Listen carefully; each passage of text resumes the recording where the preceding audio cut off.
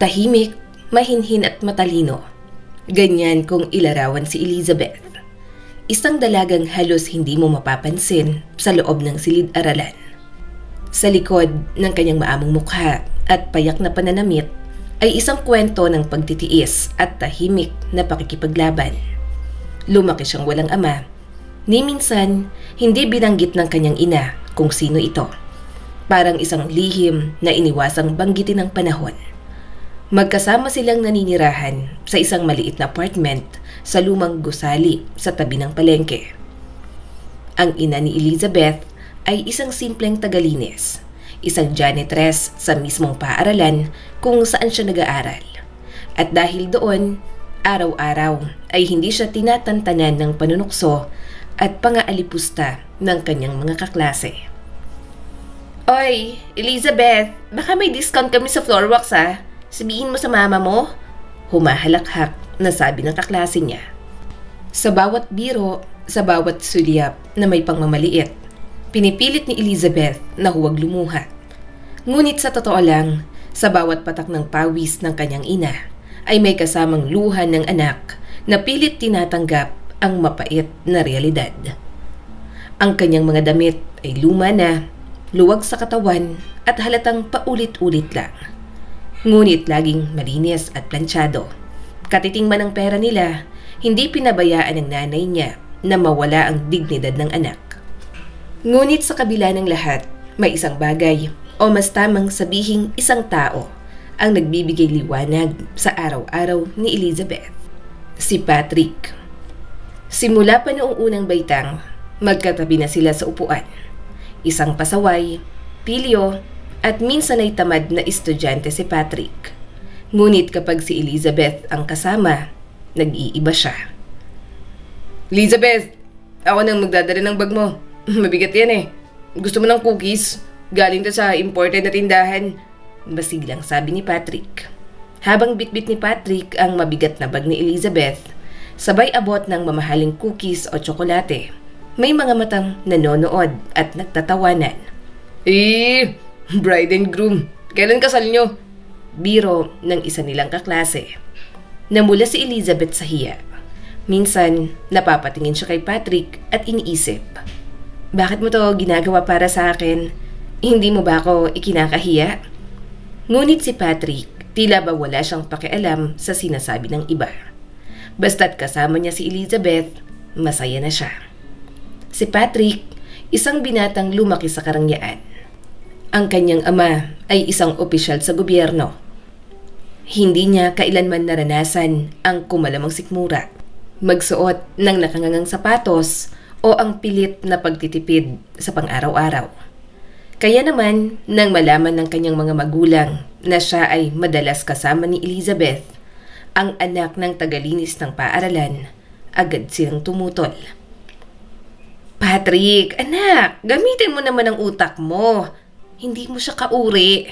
Anak siya ng tagalinis. Gusto mo bang matahin tayo ng mga tao?" Mayabang na tanong ng mama ni Patrick. "May kinabukasan ka, Patrick." Matigas ang boses ng kanyang ama.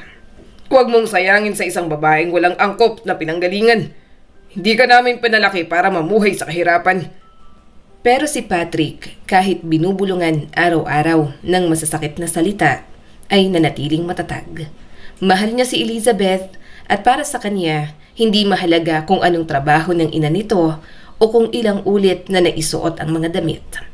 Tahimik nilang ipinagpatuloy ang kanilang pag-iibigan. Matagal na silang may plano. Pagkatapos ng high school, sabay silang mag-a-apply sa law school. At pagkatapos nun, magpapakasal. Si Elizabeth ang naunang nagpahayag ng pangarap. Gusto niyang maging abogado upang makatulong sa mga naaapi at maging boses ng mga walang kaya. Si Patrick, bagamat hindi talaga interesado, ay sumunod na lamang. Alam niyang kaya naman siyang pag-aralin ng mga magulang niya. At habang ang iba'y abala sa prom at mga party, si Elizabeth at Patrick ay palihim na bumili ng simpleng singsing. Bilog, walang disenyo, pero puno ng kahulugan. "Wala nang makakapigil sa atin, Patrick. Ito ang gusto ko. Ikaw ang gusto ko. Mahina ang boses, pero nakangiti na sabi ni Elizabeth. Walang makakapigil sa atin. Kahit sino pa sila. Malambing naman na sabi ni Patrick.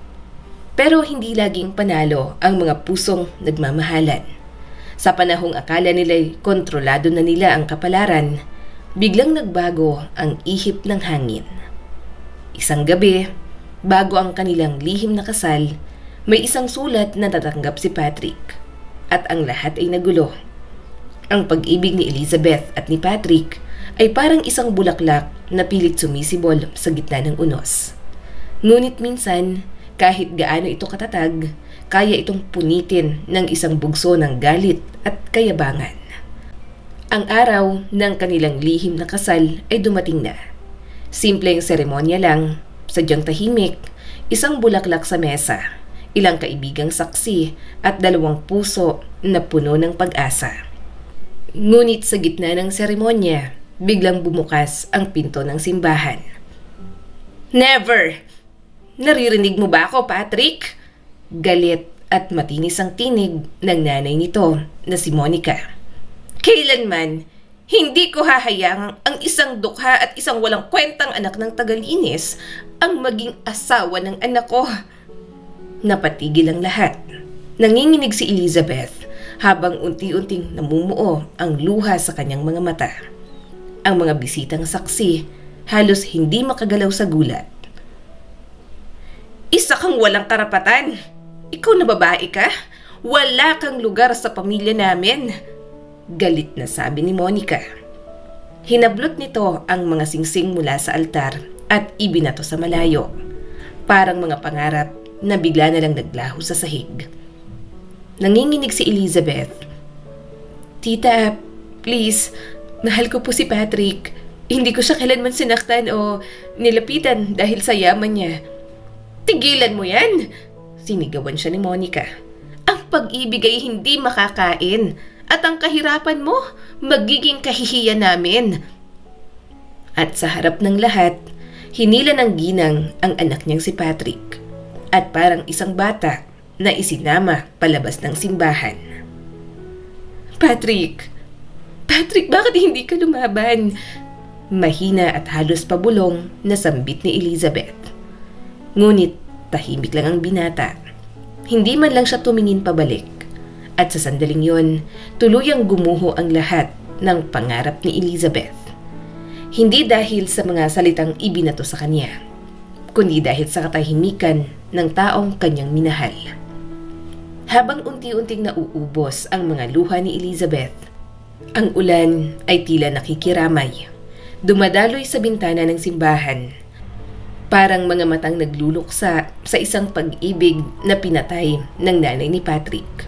Matapos ang trahedyang nangyari sa araw ng kanilang kasal, sinigurado ng mga magulang ni Patrick na hindi na muling magtatagpo ang landas ng binata at ni Elizabeth.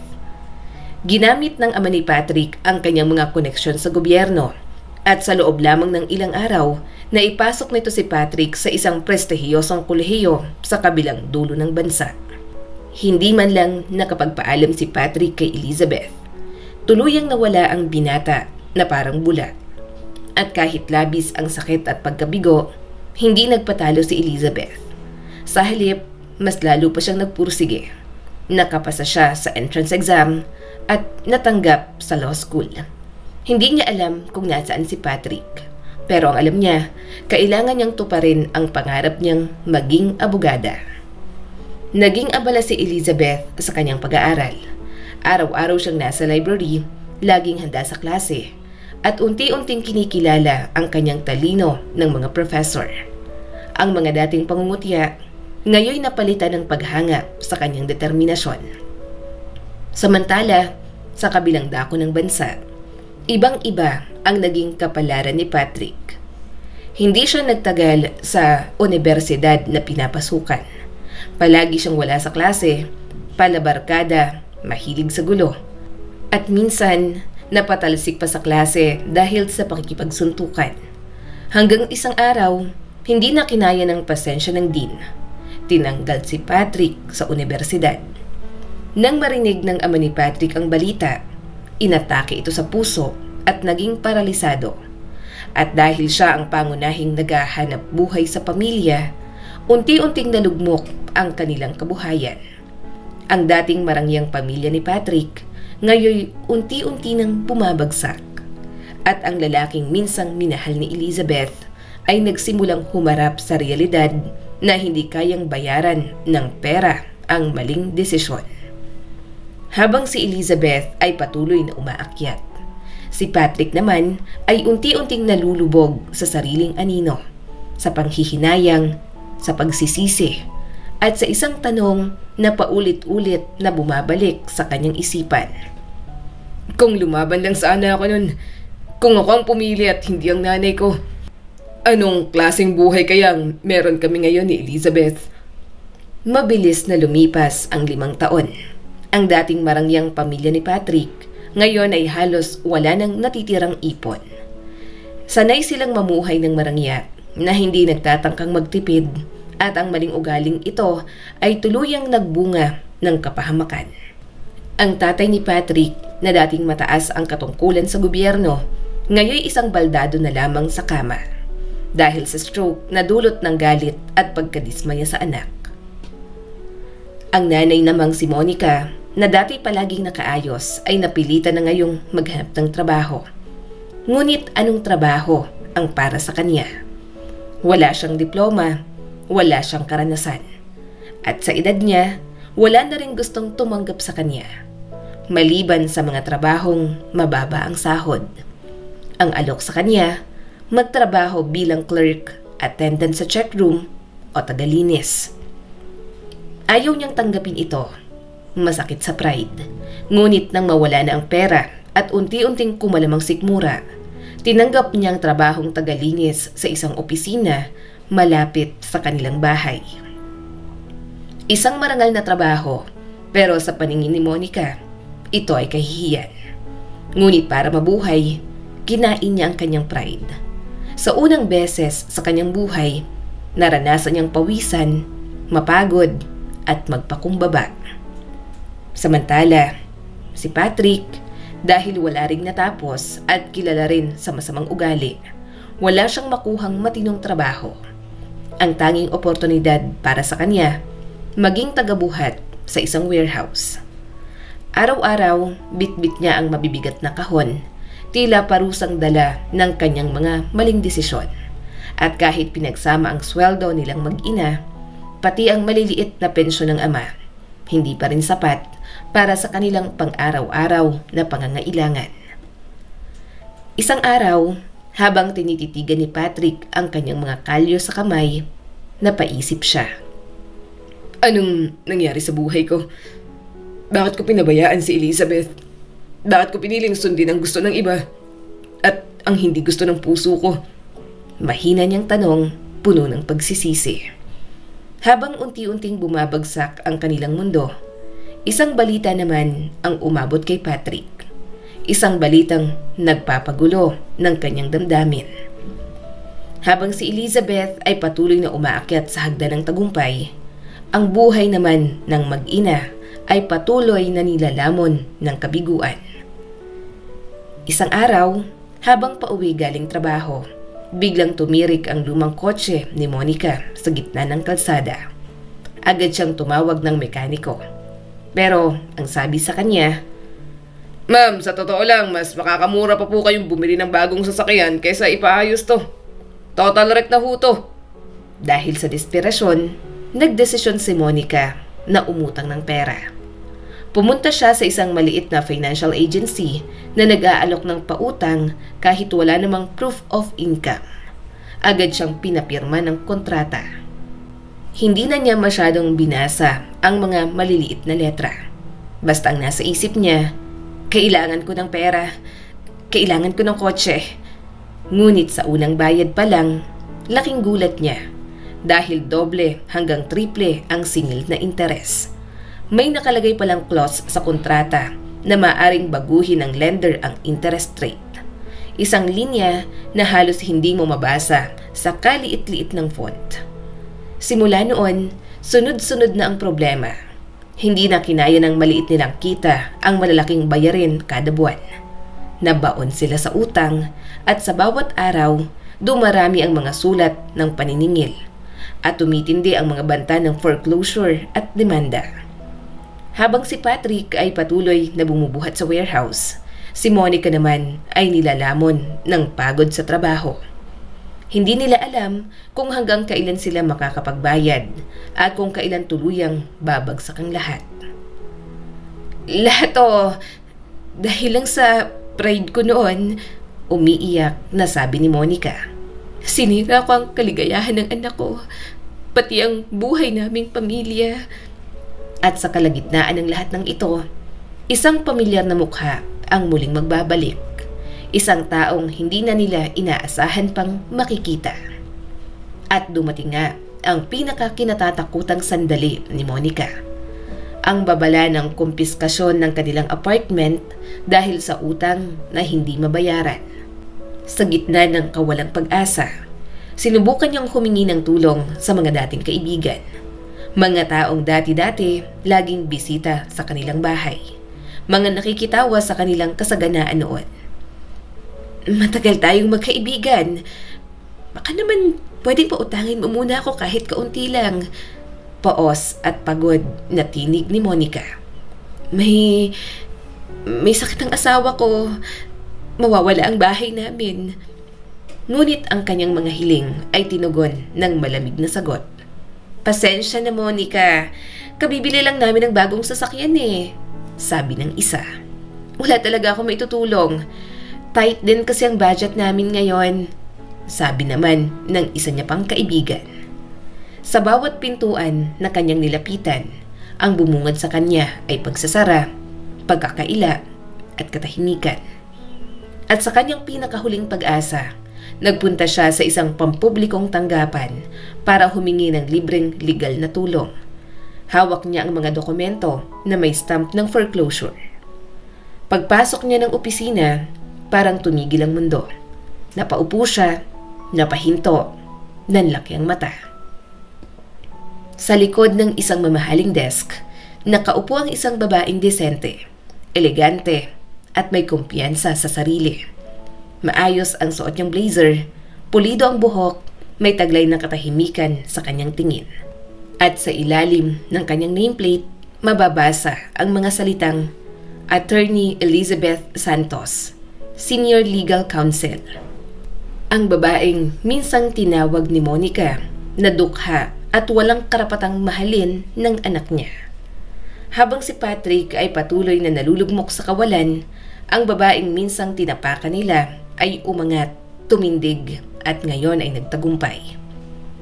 Magandang araw po. Maupo po kayo. Ano pong maitutulong ko sa inyo?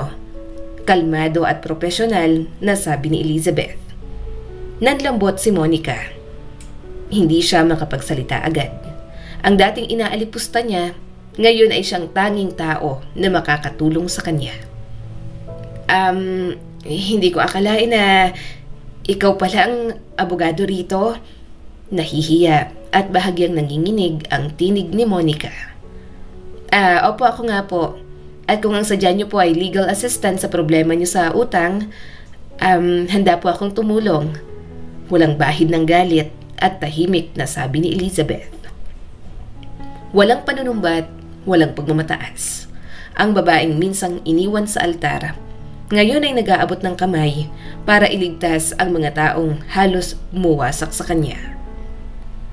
Hindi pa niya pinapakita.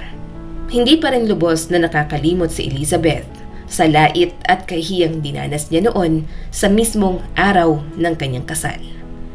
Ngunit bilang isang profesional, pinili niyang iisantabi ang sakit ng nakaraan upang tumulong sa nangangailangan. Matapos niyang suriin ang kontrata, kaagad niyang nakita ang mga labag sa batas na kondisyon, lalo na ang maliit na nakasulat na clause tungkol sa pagbabago ng interest rate. Mrs. Javier, may laban po kayo. Ihahain natin ang petisyon para mapawalang bisa ang kontrata. Ako na pong bahala. Profesional na sabi ni Elizabeth. Walang hinihinging kabayaran. Tinulungan ni Elizabeth ang pamilya ng lalaking minsan niyang minahal. at trinato siyang walang halaga. Pag-uwi ni Monica, tila ba sumabog siya sa emosyon habang ikinikwento ang lahat kay Patrick. Patrick, hindi mo iisipin kung sinong abogado ko. Si Elizabeth. Excited pero may halong guilt na sabi ni Monica. Yung anak ng janitress na nilait natin noon, abay, isa na pala siyang abogado ngayon. Hawak pa niya ang kopya ng court papers habang palakad-lakad sa sala. Tila ba hindi makapaniwala sa nalaman.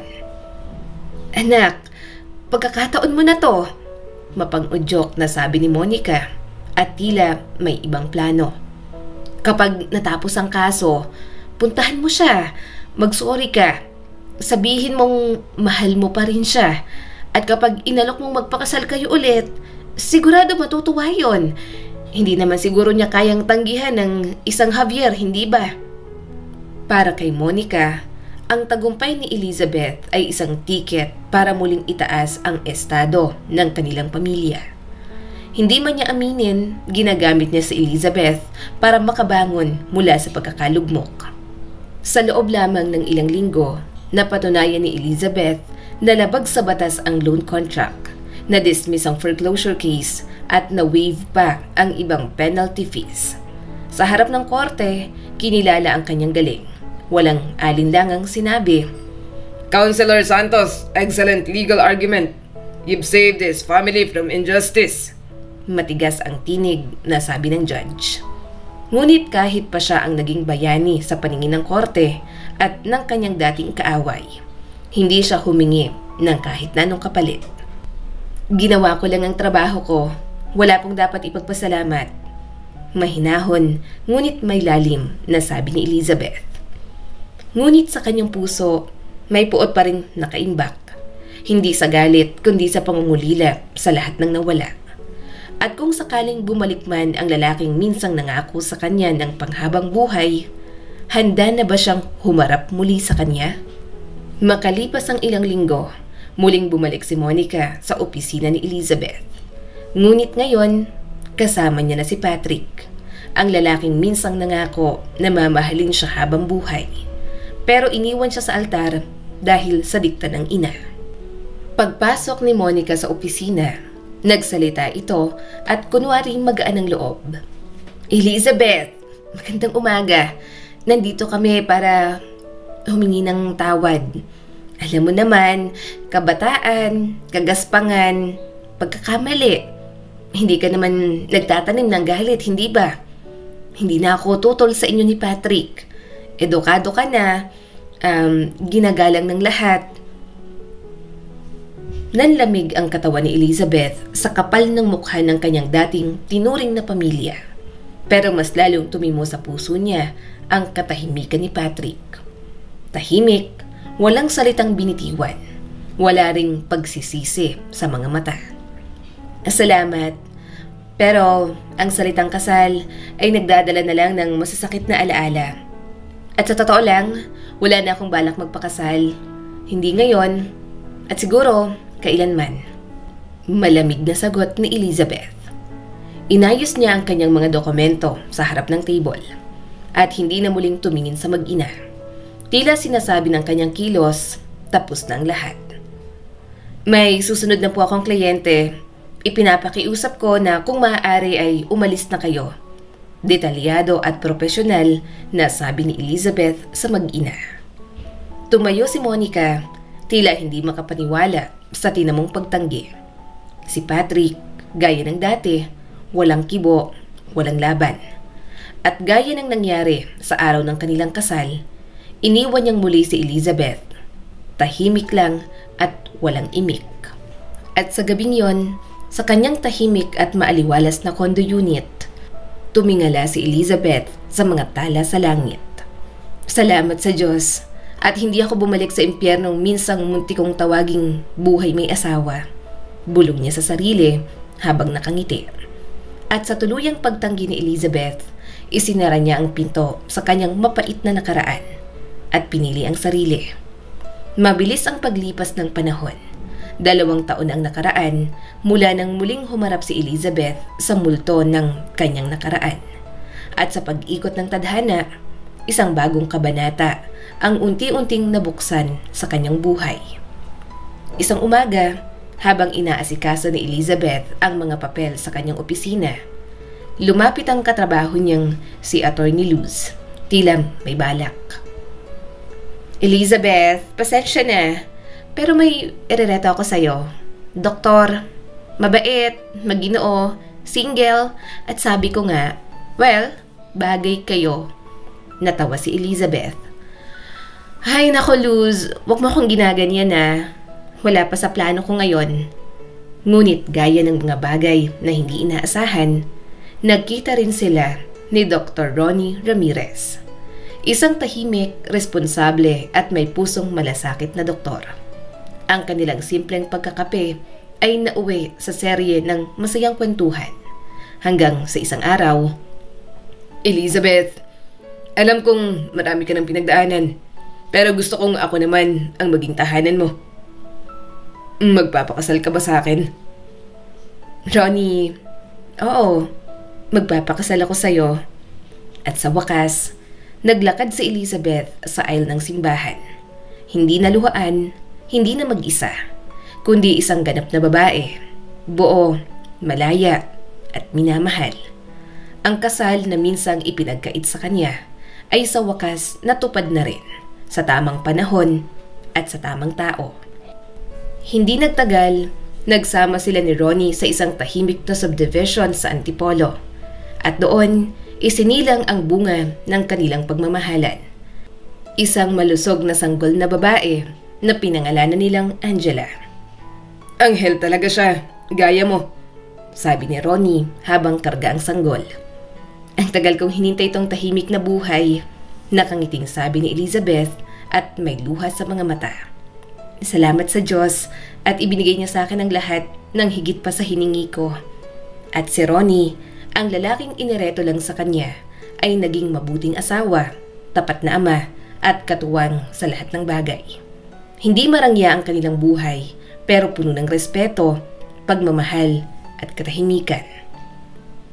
Ang kwentong ito ay nagpapaalala sa atin. Hindi nasusukat sa yaman o estado sa buhay ang halaga ng isang tao. Si Elizabeth, anak ng isang tagalinis, nilait, tinapakan, ay naging isang matagumpay na abogada, habang ang mga minsang nagyabang ay unti-unting bumagsak. Ang tunay na pagmamahal ay hindi lang kilig, kundi pagkatao, paninindigan at respeto. Hindi rin lahat ng unang pag-ibig ay panghabang buhay. Minsan, ang happy ending ay dumarating sa ikalawang pagkakataon, sa tamang oras at sa taong hindi mo inaasahan. At higit sa lahat, ang kabutihan, pagsisikap at pananampalataya ay hindi kailanman nauuwi sa wala. Sapagkat sa dulo, gaya ni Elizabeth, ang taong mabuti ay binibigyan ng Diyos ng tamang gantimpala sa tamang panahon. Muli, ako po si Skylar Guro at sana may bago na naman kayong natutunan sa kwento natin ngayon. Maraming salamat po.